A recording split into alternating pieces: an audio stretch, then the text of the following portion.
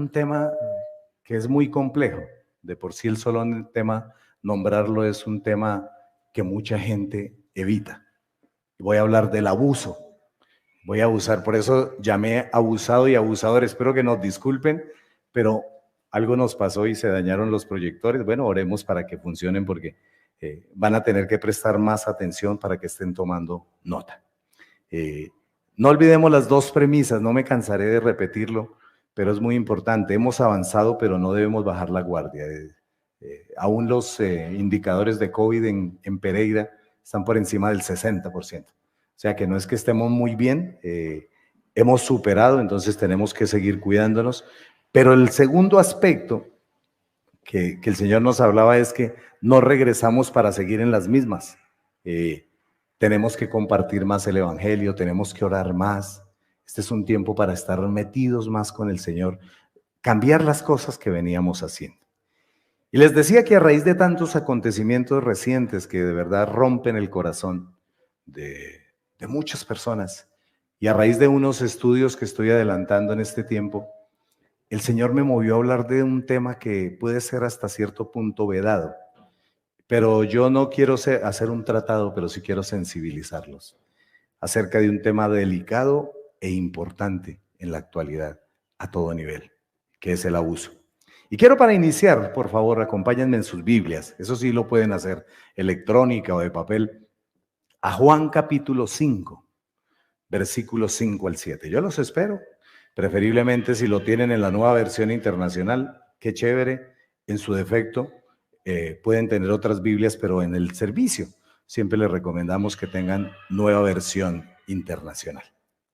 Juan 5, Juan es uno de los evangelios no comparativo. Pues usualmente los expertos lo toman como aquel evangelio donde se habla mucho de la deidad, esa parte de Cristo.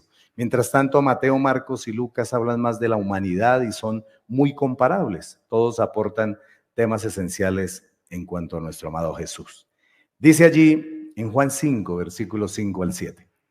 Entre ellos se encontraba un hombre inválido que llevaba enfermo 38 años. Cuando Jesús lo vio allí, tirado en el suelo, y se enteró de que ya tenía mucho tiempo de estar así, le preguntó: ¿quieres quedar sano? Señor, respondió, no tengo a nadie que me meta en el estanque mientras se agita el agua, y cuando trato de hacerlo, otro se mete antes. Padre, gracias por tu palabra, Dios. Yo sé que probablemente, Dios, en este lugar, o muchas personas que nos escucharán, Dios, son personas que llevan muchos años con un dolor guardado, con enfermedades de su corazón, con tristezas, con dolores, Señor. Pero yo te pido que hoy, como lo hiciste con ese hombre, tú pases por cada corazón y hoy nos hagas la pregunta de fondo: ¿quieres quedar sano? Te alabamos y te bendecimos, Señor, en el nombre de Jesús, con el poder del Espíritu Santo. Amén y amén. En cada área de nuestras vidas Dios quiere que tengamos sanidad. Por eso existe una sanidad física y el Señor quiere brindarnos sanidad física. Existe una sanidad emocional y es muy importante. Muchas personas tienen muchos dolores emocionales. Existe como tal una sanidad interior, que es muy importante que todos tengamos ese corazón sano, porque hay mucho dolor en la humanidad. Pero también debe haber una sanidad espiritual y el Señor hoy va a hablar de muchas cosas que seguramente nos van a nosotros a interesar. Dice el doctor Neil Anderson, es un buen referente para los que les encanta adquirir literatura o consultarla. El doctor Neil Anderson es una persona, además es como de la casa, mucho tiempo lo conocimos personalmente y es una persona íntegra. Dice que las personas que necesitan ayuda caen en 3 categorías y yo quiero que tú identifiques dónde probablemente puedes estar tú. La primera categoría incluyen los que no reconocen que tienen un problema ni se dan cuenta de su necesidad de Dios. Hay mucha gente así en las iglesias. La segunda categoría incluye a los que saben que están en problemas, pero su orgullo no les permite pedir ayuda, la ayuda que necesitan. Y la tercera categoría incluyen personas que realmente no quieren sanarse. El hombre descrito en Juan 5 cae en la tercera categoría. El Señor le preguntó al inválido, ¿quieres quedar sano? Una pregunta profunda. El Señor no se estaba burlando de él, ni era algo de crueldad. El inválido, ¿qué contestó? Con una excusa. No tengo a nadie que me meta en el estanque. Así como este hombre que llevaba 38 años sufriendo, padeciendo y sin esperanza, hay mucha gente que ha llevado vidas con un dolor interior que parece que no tuviera salida. Es más, que si lo comentaran, nadie les creería. Eso es lo que ellos creen. Pero yo quiero tomar casos que son reales. Y es posible que en alguno de esos casos que yo estoy aquí tipificando, tú te identifiques. No te vayas a sentir mal, que el Señor te va a levantar. Por ejemplo, y quiero que identifiquen en cada uno de estos 8 o 9 casos que encontré, que son reales, cercanos de mi vida, ¿cuál es el factor común en todos ellos? Un joven comentaba cómo si me puedes bajar un poquito el retorno, cómo las autoridades militares habían ingresado a las aulas de la universidad y montados de a caballo, habían sacado de las instalaciones del campus universitario a todos los universitarios en una fila con las manos así puestas en la cabeza para luego atropellarlos, echarles los animales encima. Eso es abuso. Un alto ejecutivo de una organización diseñó un plan de beneficios desmedidos, cuya aplicación específica era él, todos los beneficios eran para él, manteniendo un estándar bajo para los demás funcionarios de la empresa. Pero él todo lo que quería y los beneficios que diseñaba eran para él. Pero préstenme atención porque esto se pone muy complejo.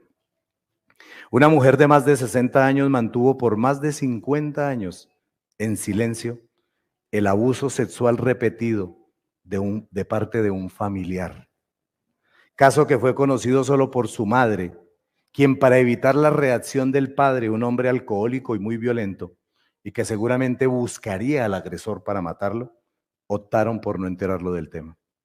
La mujer aún vive, tiene graves problemas de comportamiento y alcoholismo, y a pesar de que la madre ya murió, mantiene una profunda ira, pues su madre no hizo nada para desenmascarar al culpable. Otro caso. Una mujer de más de 50 años reconoció que los primeros 28 años de su vida vivió débil, abatida, deprimida y con miedo, pues su madre la mantenía encerrada en un closet de la habitación en la cual lo único que había eran ratas y otros animales. Un hombre con una edad cercana a los 40 años ha mantenido en secreto el abuso sexual del cual fue víctima desde pequeño, de parte de un sacerdote y de un familiar cercano. Aparentemente no tiene ningún resentimiento, pero el tema tiene vigencia muy alta en su vida. Un padre de un hogar con muchos problemas intimida tanto a su esposa como a sus hijos, pues su temperamento es fuerte, es agresivo y no permite que sus hijos ni su esposa le hablen. Y bajo la advertencia de que si no le hacen caso y se someten, los abandonará, los mantiene atemorizados. ¿A alguno de ustedes les suena común lo que hemos hablado?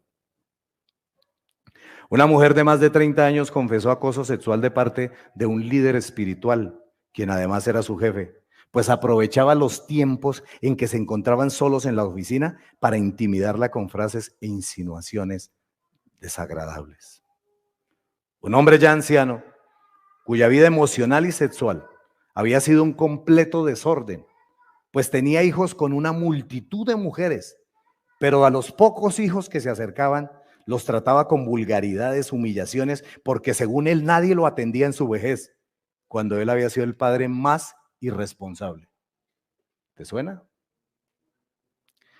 Una familia preocupada de manera justificada por los repetidos casos de violencia y abuso contra los niños, mantienen a sus hijos prevenidos, pues les han enseñado que cualquier persona que se pueda acercar a ellos puede ser un violador. Y esto ha llevado a los niños a vivir de manera aislada, rechazando cualquier tipo de amistad y contacto físico. Y a los padres los ha llevado a vivir en medio de temores y precauciones. Estos son casos de la vida real y más cercanos a mi vida de lo que tú crees, pero de pronto más cercanos a tu vida de lo que tú crees. Probablemente ninguno de ustedes esté viviendo una situación de estas o la haya vivido, pero es posible que sí. Y es necesario que la iglesia se preocupe por un fenómeno que puede estar más cerca de lo que creemos. La verdad, en mi vida de cristiano, con alguna excepción, no he visto que la iglesia produzca pautas acerca de un tema tan importante en el día a día como el abuso. La gran pregunta es, ¿qué es abusar? Y cuando uno se concentra en la definición, en el origen de esta palabra, encontrará muchas cosas que son importantes. Porque abusar es hacer un uso excesivo o inadecuado de una cosa. En perjuicio propio, mucha gente, por ejemplo, abusa de las drogas, del alcohol, de la comida, abusa en perjuicio propio, pero también puede ser en perjuicio ajeno. Pero la segunda connotación me parece que debemos examinarla. Es aprovecharse de forma excesiva de una persona o de una facultad o cualidad de alguien en beneficio propio. Las formas de abuso son muchas, hermanos, y por eso yo creo que este tema tiene tanto de dónde hablar. Hay abuso físico, hay abuso sexual, hay abuso verbal, hay abuso emocional, hay abuso intelectual, abuso volitivo, hay gente que le manipulan la toma de decisiones, hay abuso económico y por no que no decirlo, hay abuso espiritual. La pederastia, el acoso laboral, las diferentes formas de violencia intrafamiliar y hasta el chantaje espiritual que existen en muchas iglesias son formas de violencia y son categorías, caerían todos aquellos en la categoría del abuso. Y quiero inicialmente hablar de las estrategias que utilizan los abusadores. Y quiero que estén muy atentos, porque aquí hay mucha gente que tiene niños, que tiene hijos, y que muchas veces estoy seguro que no saben cómo resolver una situación de esas. Sé que aquí hay muchos empleados, personas que han sufrido acoso laboral durante mucho tiempo y no saben qué hacer. Sé que aquí hay hombres y mujeres que han recibido violencia y abuso en sus hogares, en sus familias, y nunca han sabido cómo reaccionar ante las cosas. Las estrategias del abusador son muy variadas. Por ejemplo, la primera es la culpa. Hay personas con una estrategia muy especial que te hacen sentir culpa de todo porque no cumple sus expectativas. Hay personas que terminan pidiéndole perdón al abusador y eso no es nada anormal por el maltrato. Oiga, gracias porque hoy no me rompió la cara. Gracias porque hoy no me trató con vulgaridades. Gracias porque hoy no me empujó. Porque en muchas parejas y en muchas situaciones el día a día es ese, empujones, gritos a los hijos y a todas las personas. Y nadie dice nada. Todo el mundo guarda silencio. Hay gente que dice, eso es normal. Es que esa persona es de mal genio. Es que él es de mal temperamento. Es que eso se le va a pasar. Y el tema es que llevas aguantando 10, 15, 20 o más años y las cosas no cambian. Y hay que ponerle orden a las cosas. Hay otra estrategia del abusador y es la amenaza. A mucha gente la amenazan o con sutileza o con agresividad para forzarle a hacer lo que les conviene. Si ustedes se dan cuenta, no estoy hablando específicamente de abuso sexual. El control es otra estrategia. Determinan lo que debes hacer con tu vida en el ámbito, ojo, económico, político, relacional, laboral, espiritual y personal. Y hay gente que le dice a su familia, a sus compañeros, y esto no excluye a las iglesias, porque hay iglesias que le dicen a la gente hasta por quién tienen que votar y cuáles son los amigos y con quién pueden relacionarse, y eso se llama abuso. Y la gente está contenta y cómoda, y nadie dice nada, y están felices. Pero eso no es lo que Dios dice en su palabra. Hay gente experta en la manipulación. Hacen cambios o alteraciones en los hechos, opiniones, cosas para conseguir un fin determinado. Y entre otras estrategias está el juicio, porque te llenan de señalamientos y críticas por tu forma de actuar para poder abusar de ti. Culpa, amenaza, control, manipulación, juicio, son apenas algunas de las estrategias que utilizan los abusadores. Y yo sé que este tema en esta época de octubre, donde los niños nuestros han sido tan víctimas, en esta época a mí me ha dolido mucho el corazón porque es que de verdad si a nosotros no nos duele lo que está sucediendo en Pereira, es porque de verdad nosotros estamos viviendo algo, una realidad ilusoria. Hay muchas situaciones que están más cerca de que sucedan en tu propia vida de lo que tú crees. La violencia intrafamiliar está al orden del día. Son muchas las cosas que están sucediendo. Pero quiero que tipifiquemos estos casos tomando como referente lo que a nosotros nos debe interesar, que es la palabra de Dios. Y quiero que me acompañen y tomen nota de estos pasajes para que ustedes se den cuenta que, por ejemplo, el abuso sexual en la Biblia no está específicamente orientado hacia la mujer. Duro, ¿no? Porque es que si hay alguien que se abstiene de comentar que ha sido víctima de abuso sexual, es un hombre. Yo he tenido casos que para mí han sido tremendos. ¿Por qué? Porque el hombre usualmente no está, la mujer es mucho más abierta y a pesar de eso es complicado. Pero veamos algunos casos. Por ejemplo, abuso sexual contra las mujeres. Hay un referente bíblico en el Génesis 34, por favor tomen nota de este pasaje. Cuando lleguen a casita, revisen esta charla para que Dios les dé, porque pueda que ustedes no estén sufriendo estos temas, pero estoy seguro que tienen a alguien alrededor suyo que ha sufrido mucho y que se ha guardado en silencio, como muchos de los casos que nosotros hoy les hemos presentado. Jacob se enteró de que Siquén había violado a su hija Dina, pero como sus hijos estaban en el campo cuidando el ganado, no dijo nada hasta que ellos regresaron. Mientras tanto, Hamor, el padre de Siquén, salió en busca de Jacob para hablar con él. Cuando los hijos de Jacob volvieron del campo y se enteraron de lo sucedido, quedaron muy dolidos y a la vez llenos de ira. Siquén había cometido una ofensa muy grande contra Israel al abusar de su hija. Era algo que nunca debió haber hecho. Hermanos, el abuso sexual genera odio, ira, deseos de venganza. Pero hay un pasaje que a mí me ha impactado siempre, y es el abuso sexual contra los hombres. En el libro de los Jueces, en el capítulo 19, voy a llevarlos para que me acompañen a partir del versículo 22. El contexto de este pasaje es muy sencillo. Un hombre llegó a un pueblo, era ya de tarde, un anciano lo recibe en su casa. Y Jueces 19, versículos 22 al 24. Dice allí que mientras pasaban un momento agradable, algunos hombres perversos de la ciudad rodearon la casa. Golpeando la puerta le gritaban al anciano dueño de la casa: oigan, por favor, saca al hombre que llegó a tu casa. Queremos tener relaciones sexuales con él. El dueño de la casa salió y les dijo: no, hermanos míos, no sean tan viles, pues este hombre es mi huésped, no cometan con él tal infamia. Miren, aquí está mi hija, que todavía es virgen, y la concubina de este hombre. Las voy a sacar ahora para que las abusen y hagan con ella lo que bien les parezca, pero con este hombre no cometan tal infamia. Hay muchos casos de violencia intrafamiliar en la Biblia, pero la descripción más clara está en Miqueas 7:6. Mira lo que dice allí: el hijo ultraja al padre, la hija se rebela contra la madre, la nuera contra la suegra, y el cierre es tremendo, y los enemigos de cada cual están en su propia casa. Qué triste. ¿Cuántos de ustedes podrían decir: esa es mi vida?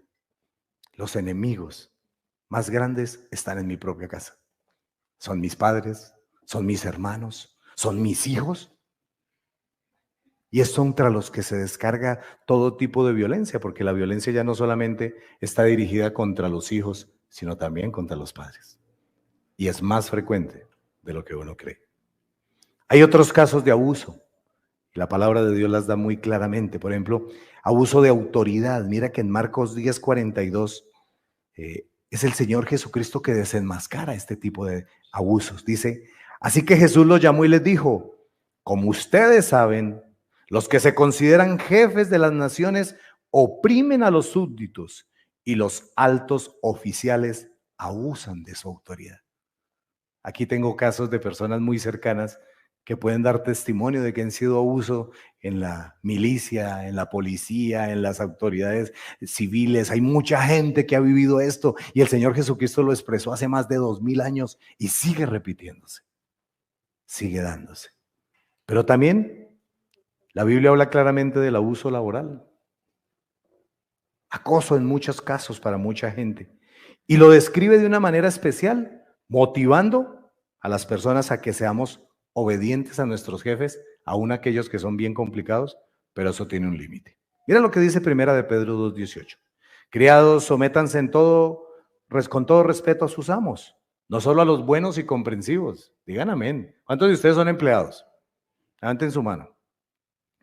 Qué reto el que el Señor nos ha puesto, ¿no? No solo a los que son buenos y comprensivos, sino también a los insoportables. Pero esto tiene un límite. Esta observación hay que mirarla con cuidado, porque cuando la autoridad quiere forzarte a hacer cosas que van contra la palabra de Dios y contra tu propia integridad, tú puedes levantar la mano. Y mucha gente guarda silencio. Horarios abusivos, maltratos, y la gente se aguanta. ¿Por qué?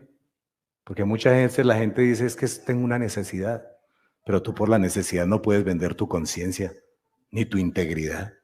Y hay personas que aguantan y no denuncian el abuso. Pero hermanos, mientras yo preparaba esto, yo decía a Dios, no todo está perdido.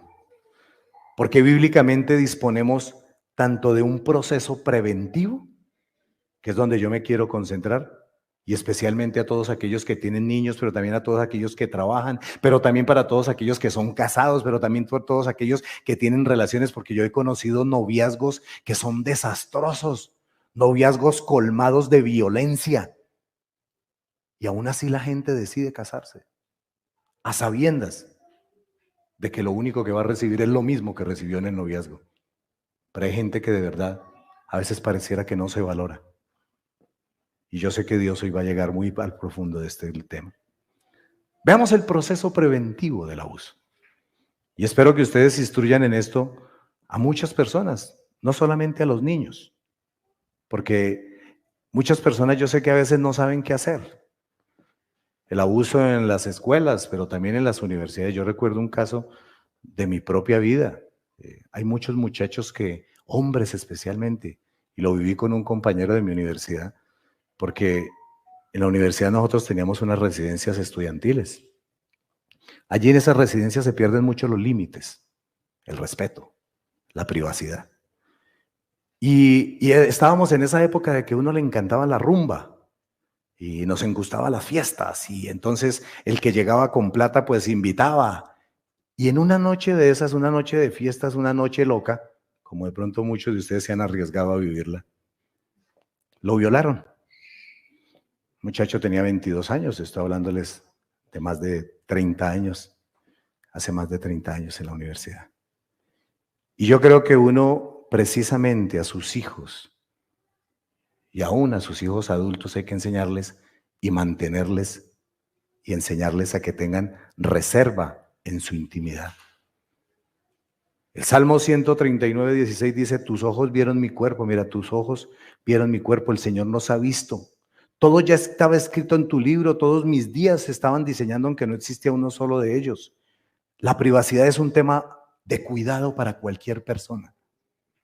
Debe prestarse atención cuando se comparte la habitación con otra persona o falta intimidad para bañarse y para vestirse. Yo a veces veo gente tan despreocupada de estas cosas. En el caso de los niños, es importante ser firme en que nadie puede tocar sus zonas íntimas, nadie. Y a uno no le dicen eso. Y a los hijos no se les enseña eso. Y uno deja que los niños muchas veces sean maltratados, pero también los jóvenes.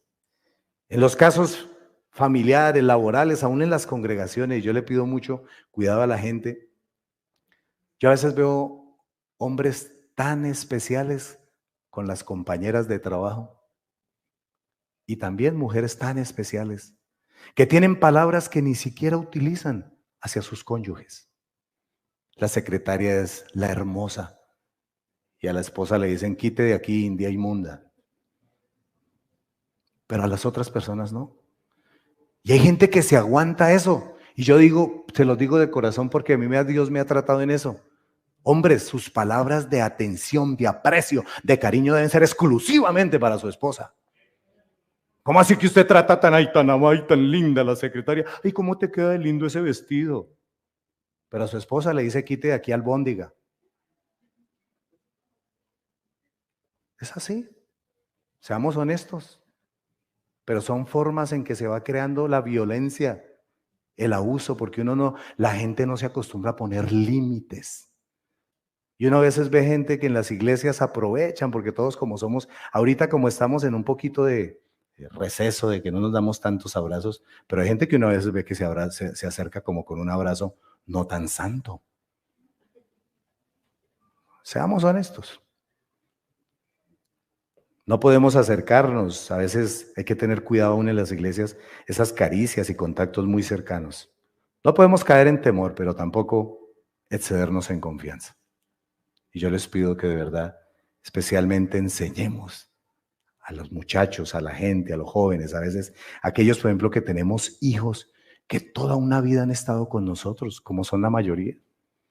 Sé que muchos de ustedes, sus hijos, la primera vez que han salido de pronto de sus casas a quedarse en un lugar es porque se graduaron de bachilleres o están en un viaje ya de grado, pero son 16, 17 años en que todo el tiempo estuvieron con ustedes y no están preparados. Y a veces creen que todo el mundo es honesto y transparente, pero hay que tener cuidado. Segundo, este punto me parece muy importante. Debemos darle el beneficio de la duda ante los posibles abusos. Yo he conocido muchos casos de gente que ha sido abusada y nadie les ha creído. Eso es muy duro. Que uno comente, hable, diga, vea, esta persona me maltrata, esta persona y nadie le cree a uno. Yo creo que uno a veces eso le llena el corazón de ira. Desea uno como salir y buscar de verdad venganza por el propio medio de uno. Pero yo creo que hay que dar el beneficio de la duda. Y yo me encontré con este pasaje para aquellas personas que en algún momento han vivido y han pasado por situaciones tan difíciles como estas. Les digo de corazón, el Señor ha visto todo. Pero al Señor no le creyeron. Tranquilo. Miren, Juan 8:45 dice el Señor Jesucristo, y sin embargo a mí que les digo la verdad no me creen, porque a ti la gente tiene que creerte. Habrá gente que sabiendo que las cosas son reales no quieren creerte. O simplemente te tienen encasillado en un modelo en que dicen, es que esa persona es una manipuladora, controladora. Es muy probable que la gente identifique procesos de abuso que se están gestando y la gente no lo cree. No olvides, a Jesús no le creían diciendo la verdad. En el caso de los niños especialmente, yo quiero a los padres pedirles el favor. Debe existir una cercanía afectiva y una comunicación abierta. Porque tú le vas a enseñar a tu hijo a que te diga la verdad. Y escúchalo. Cuando un niño genere una alerta, hay que prestarle atención. Y lo digo de corazón porque he tenido casos cercanos de personas que no han escuchado a sus hijos. Tengan mucho cuidado. Más adelante les voy a dar unas pautas que son tremendas, que de hecho caen en el tercer aspecto, que se denomina reconocer factores de riesgo. Es muy importante. Porque es posible que usted no tenga unos factores de riesgo tan claros, pero es posible que sí los estés ignorando. Eclesiastés 10:9, y utilicé la paráfrasis Dios habla hoy, porque es muy buena, es muy práctica en lo que quiero hablarles del riesgo. Dice, el que labra piedras se lastima con ellas. Hermano, el que se acuesta con niños amanece ¿cómo? Sí, ya saben. Pero ¿qué puedes hacer? Eso es un riesgo que tú asumes. El que parte leña corre el riesgo de cortarse. Los riesgos existen, pero podemos mitigarlos. Se debe prestar atención en casos de convivencia múltiple. Escúchenme esto que es muy importante. Y hacía un estudio de un psicólogo bien interesante. Él dice, por ejemplo, mucha gente que vive con familiares, muchos de los casos de abuso hacia la gente viene de personas familiares cercanas. De hecho, varios de los casos que les narré al principio. O por ejemplo, que viven con terceros ajenos a la familia, que por la necesidad les tocó arrendar una habitación para que alguien llegara y con eso entonces pagó los servicios. El hacinamiento en las casas, vivir en albergues, refugios o en inquilinatos. Hay que tener cuidado. Tener cuidado con personas especialmente, y esto no solamente para los niños, que son tan dadivosas y que ofrecen tantos regalos, muchas veces sin por qué, recompensas. Hay que tener mucho cuidado y yo les pido de verdad de corazón esto, porque mientras yo miraba esto yo decía, ¿cuántos muchachos jóvenes y aún gente normal y niños también viven con un uso excesivo de dispositivos electrónicos, redes sociales? Hay una visualización involuntaria de pornografía y por ende riesgos digitales. Tú tienes que analizar riesgos, por ejemplo, de permanencia en instalaciones cerradas como oficinas, bodegas, con personas que no generan confianza. No tiene que ser astuto. Y mucha gente asume riesgos. Pero Dios de verdad, y yo les pido de corazón, especialmente para los que tienen niños, pero en general cualquier persona, porque los casos de abuso no solamente son con los niños, que tengan mucho cuidado. Un aspecto más en este proceso preventivo. Siempre hay que enseñarle a la gente a identificar las figuras de autoridad y denunciar. Enséñenle a sus hijos que si alguien se acerca y los coge, ellos griten. Esto no es una cosa sencilla. Y lo digo de corazón porque es que todos los días uno escucha algo. Y siempre de una u otra manera está involucrado Pereira o el Eje Cafetero. Y yo les pido de corazón que estemos muy atentos. Enséñale a tu hijo y a las personas, oiga, uno tiene que aprender a gritar. Si alguien te va a encerrar, si alguien va a abusar de ti, o si alguien te está maltratando, tu novio.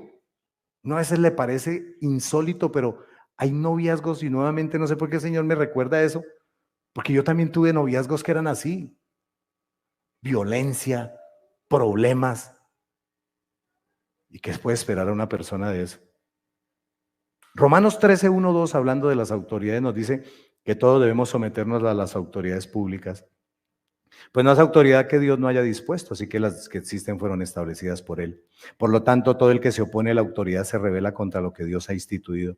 Los que así proceden recibirán castigo. Por ejemplo, las personas, independiente de la edad, deben reconocer el modelo de autoridad en cualquier lugar y situación. Yo recuerdo una vez, y la verdad, eso para mí fue algo muy complejo. Yo era muy pequeño, yo tenía 5 o 6 años. Mi padre toda la vida me llevaba al estadio desde pequeñito.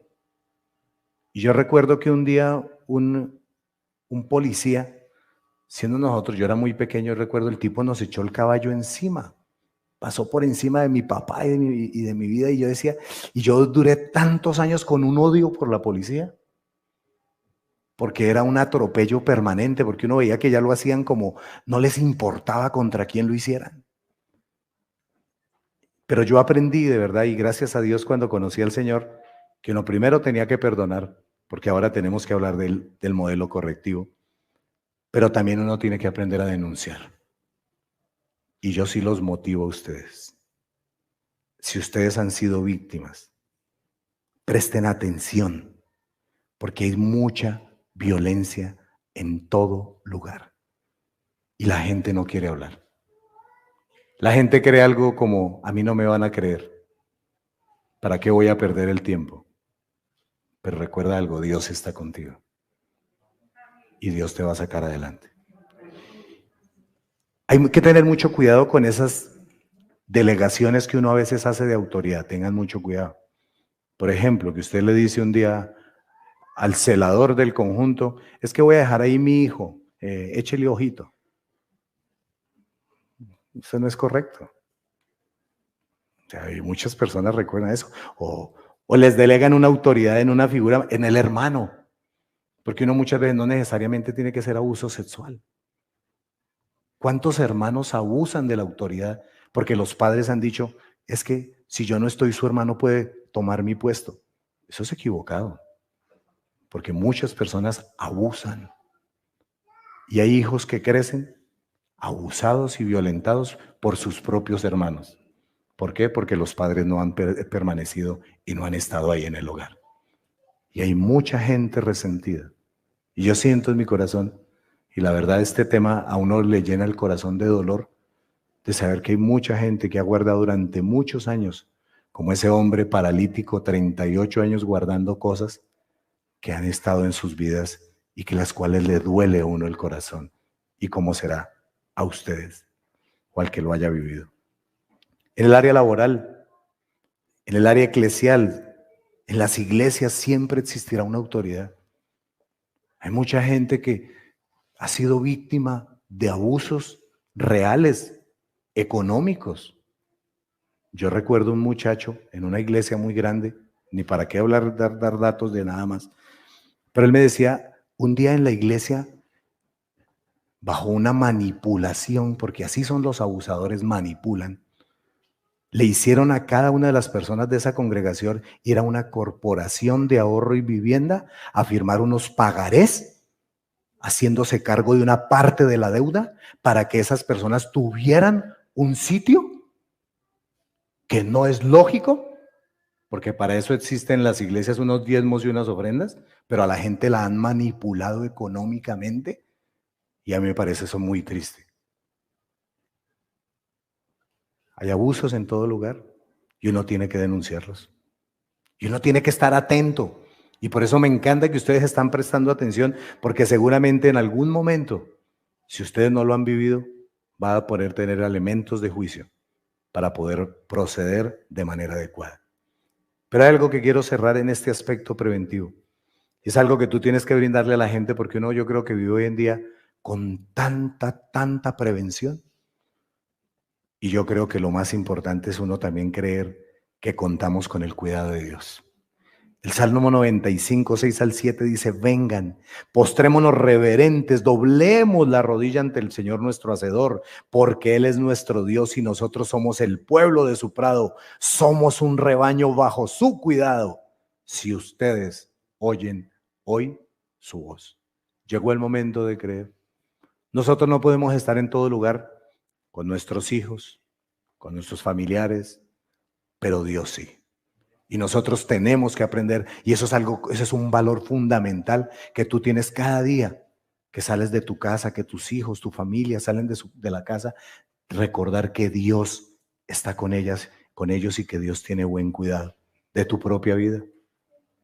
Por favor, eso mismo, eso también hay que enseñárselo con firmeza a los niños. 5 aspectos que yo quiero que tú tengas y te lleves en el corazón, especialmente en un tema preventivo.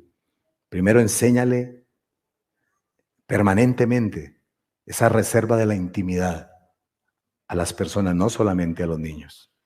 Da el beneficio de la duda ante un posible abuso. Reconoce factores de riesgo. A veces uno se preocupa exageradamente. Identifica figuras de autoridad, y eso hay que enseñarlo, y denuncia en el caso que sea adecuado. Y finalmente, cree que contamos con el cuidado de Dios. Yo sé que esos son elementos básicos, fundamentales, pero espero que ustedes se los lleven en su corazón, porque también hay que hablar del proceso correctivo ante el abuso. Y el primer aspecto,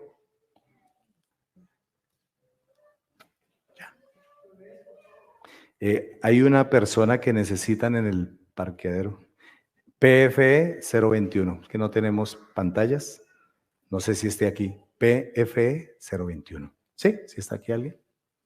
Ok, parece que no, ¿vale?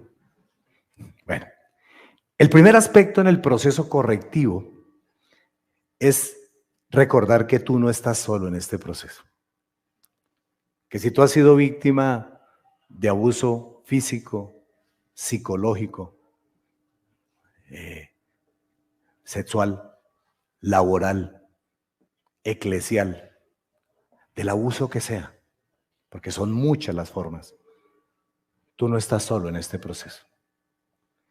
Juan 16:32, habla allí el Señor, dice, miren que la hora viene y ya está aquí, en que ustedes serán dispersados y cada uno se irá a su propia casa y a mí me dejarán solo. Sin embargo, solo no estoy, porque el Padre está conmigo. Recuerda algo, tu Padre Celestial siempre va a estar contigo. Y esto genera muchas cosas que a uno le duelen en el corazón. Porque a uno le dicen, listo, Dios está conmigo, pero pastor, cuénteme una cosa. ¿Y por qué si Dios está conmigo permitió que mis hijas fueran violadas? ¿Y por qué yo tengo un marido abusador que se ha camuflado toda la vida y no ha pasado nada? Y uno empieza a cuestionar a Dios.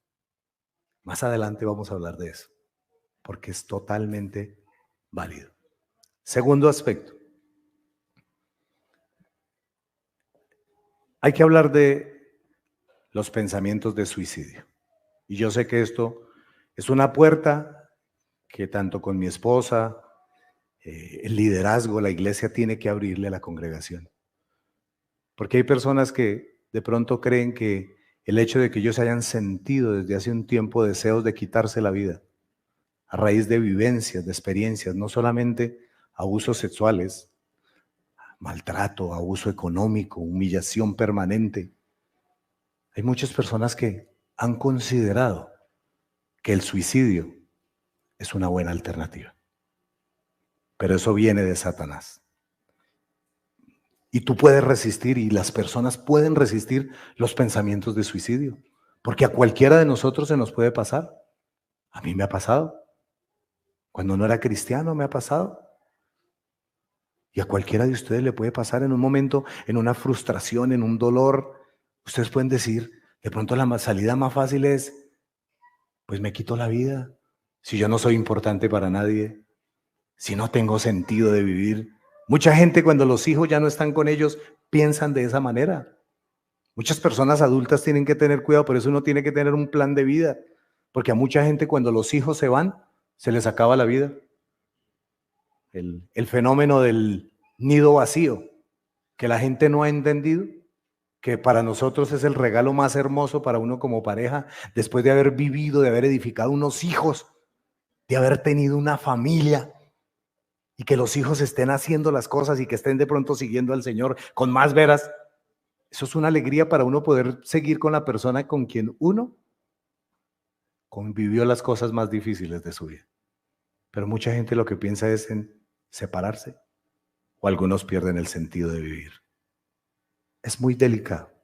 Apocalipsis 9:6, mira que habla en esencia, deja en el ambiente que sí se pueden resistir los pensamientos de suicidio, a pesar de que está en el contexto de los tiempos finales, ya va a llegar la gran tribulación, dice que en aquellos días la gente buscará la muerte, escuchen, pero no la encontrará. Desearán morir, pero la muerte huirá de ellos. Pero yo sé que nosotros y muchas personas que de pronto han sido abusadas han podido considerar la opción de muerte como una salida. Pero nunca te olvides esto. Jesús vino a darte vida y vida en abundancia.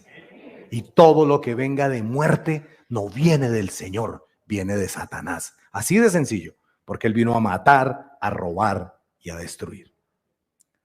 Hay un tercer aspecto que es muy importante. Y yo creo que hoy de aquí, si ustedes, el Señor les ha pasado por su mente, porque el Señor es un experto en recordar cosas que de pronto uno tenía guardadas. A mí me ha pasado. En días pasados recordaba que yo fui víctima en el colegio de unos muchachos que querían, y lo hacíamos de pronto. Hoy en día los muchachos hablan de matoneo, eso ha existido toda la vida. Y recuerdo que habían dos muchachos, yo tenía como unos 16 años, y habían dos muchachos que eran muy grandes, acuerpados, y querían abusar de uno sexualmente, físicamente. Pero yo siempre he sido muy bueno para los golpes, y mi papá me enseñó a mí a hacer de verdad. Y yo vi a mi padre muchas veces en la calle peleando, porque mi papá era un tipo, papá fue criado en la calle. Y un día uno de esos tipos me fue a abusar, y saqué y le pegué un mangazo y lo mandé por allá lejos. y nunca se volvieron a meter conmigo. Y uno tiene que aprender a establecer límites. Esos límites que yo coloqué no eran límites bíblicos para nada, pero le salió sangre y me encantó. Porque uno tiene que aprender a poner límites adecuadamente. Y uno a veces se queda contento. Que el muchacho, y pasa mucho entre los hombres, por eso yo les digo y hablo a los hombres porque es así. Y uno tiene que estar atento. Con las niñas también, pero hay que estar atentos. Pero uno tiene que perdonar al abusador. Y si es posible, lo dejo simplemente como una observación, confrontarlo sin esperar su arrepentimiento. Y esto es muy importante porque mucha gente cree que cuando uno confronta al maltratador, al que le pega, al que lo golpea, al que lo abusa, entonces el otro va a decir, ay sí, qué pena, olvídate. A veces sales debiéndole. Por eso Romanos 12:19 dice, no tomen venganza, hermanos míos, sino dejen el castigo en las manos de Dios porque está escrito, mía es la venganza, yo pagaré, dice el Señor. La insistencia en no querer perdonar es normal. Y yo no sé ustedes, de pronto pueden tener algún motivo, pero yo he visto casos de verdad de personas que duran muchos años con cosas guardadas y les queda difícil perdonar. Pero en esencia esas personas no perdonan porque desconocen primero lo que Dios dice acerca del perdón y segundo los beneficios que trae el perdón. Pero además de eso, no han encontrado formas para abandonar el dolor. Hermanos, cada persona tiene un nivel de dolor.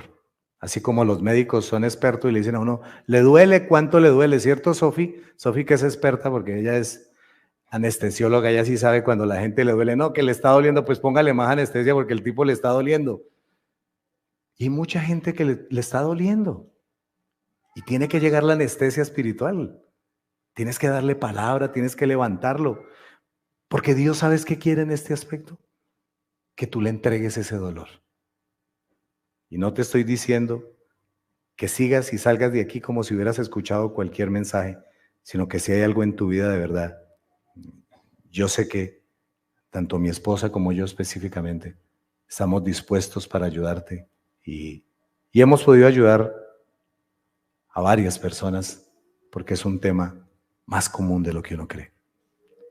Y especialmente yo quiero abrir la puerta para los hombres que se han guardado mucho tiempo cosas en sus vidas y que no les ha permitido vivir una vida en abundancia, a pesar de ser creyentes que aman al Señor. Pero el dolor es tan grande, el resentimiento es tan profundo que no han podido sacarlo de sus corazones. Pero Dios es un experto para sanar. Algo más muy lindo, esto es muy lindo, esto es un proceso de sanidad interior muy lindo.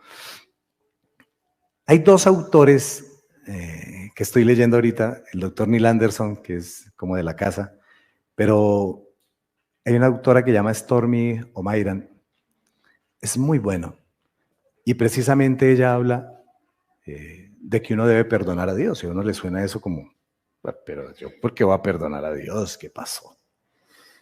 Pero yo denominé este aspecto, perdónate a ti mismo y a Dios, y vas a encontrar que hay cosas que te van a servir en tu vida. Proverbios 14:10 dice, cada corazón conoce sus propias amarguras. Solo tú conoces tus propias amarguras. Uno a veces prefiere y pudiera decir, yo estoy muy bien. ¿Cuántas veces hemos querido aparentar y sobre todo mostrarnos muy felices y somos de esas personas extrovertidas y la gente de pronto dice, pero a esa persona ¿qué le duele? No le duele nada, todo le sale bien. Pero como dice el dicho popular, la procesión va por dentro. Y hay mucha gente que tiene guardado, por ejemplo, abusos de parte de los padres desde pequeñitos. Hay gente que no han podido perdonar a sus papás. Y uno dice, imposible, 40, 50 años, como el mismo hombre que veíamos hoy, 38 años. Y no han podido perdonar a sus padres. Y yo creo que en el proceso usualmente de sanidad, duro es decirlo, pero uno cuando habla con la gente le dice a los primeros que hay que perdonar con todo el respeto, y pueden haber aquí papás muy lindos, y hay papás que sacarán pecho, y yo, pues, olvídate, aquí no hay papá perfecto. Siempre habrán cosas las cuales han llegado sobre el corazón de los hijos que deben mover un perdón hacia los padres. Son muchos los errores, son muchas las equivocaciones que hemos cometido. A veces equivocaciones tratando y queriendo hacer lo mejor para nuestros hijos, pero nos equivocamos. Nos excedemos en autoridad. Los mecanismos de disciplina son violentos muchas veces. Cada corazón conoce sus propias amarguras. Ahora, hablemos un poquito de la amargura contra Dios. Porque la amargura contra Dios es mucho más común de lo que se atrevería a admitir la gente. Dios conoce lo que hay en tu corazón, así como tú. Solo dos personas. Por eso no es blasfemo perdonar a Dios, porque esa amargura no se basa en la realidad, escuchen por favor, sino en unos pensamientos que se han levantado en contra del conocimiento de Dios. Hay personas que tienen que perdonar. La persona cree que Dios ha sido injusto, indiferente y que le ha quedado mal al no responder a su manera. ¿Cuántos de ustedes lo han pensado? Yo me analicé y dije, yo también, Señor. ¿Por qué se murió mi sobrina? Yo todavía no lo entiendo. Y ustedes, cada uno de ustedes podría decir, ¿y por qué? Y especialmente cuando suceden temas de abuso, uno no entiende. ¿Y dónde estaba Dios? ¿Dónde estaba Dios cuando sucedieron tantas cosas en mi familia? ¿Dónde estaba Dios cuando mi papá llegaba a golpear a mi mamá? Y a uno eso le duele. ¿Dónde estaba Dios cuando cada vez que yo entraba a esa oficina de mi jefe salía yo destrozado, como debiéndole, además de que me estaban ultrajando? ¿Y dónde estaba Dios? ¿Dónde estaba Dios cada vez que mis hijos abusaban de mí? Me humillaban, porque ya yo ya había entrado en años y ya no producía lo mismo que antes y ahora ellos sí tenían una capacidad adquisitiva y eso sucede mucho en la actualidad. ¿Dónde estaba Dios? Y uno a veces piensa que Dios ha sido injusto, indiferente y que le ha quedado mal al no responder a su manera.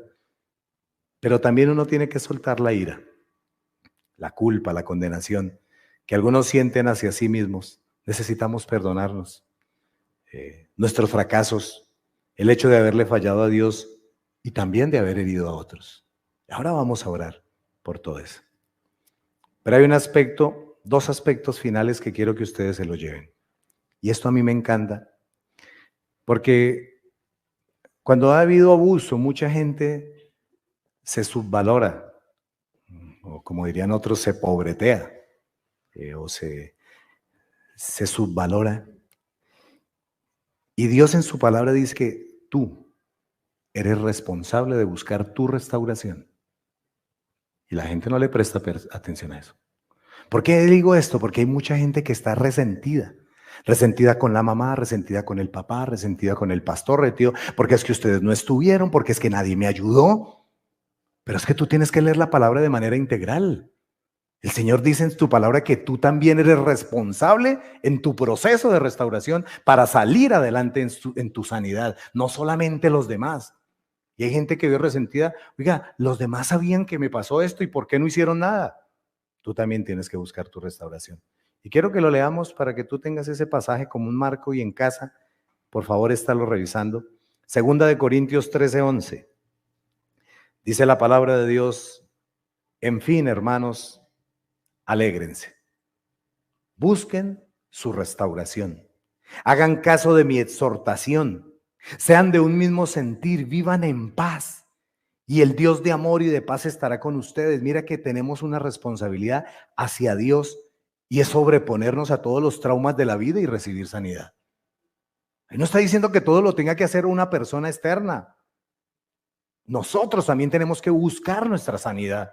El dolor, derramar nuestro corazón delante de Dios y decir, Dios, a mí me pasó esto, me dolió, sufrí. Tú también tienes que hablar. Busquen, dice allí la palabra, no dice esperen y sufran, sino busquen. Muchas veces nos vamos con toda contra la familia, contra la iglesia, los amigos, porque no nos han dado el apoyo del caso.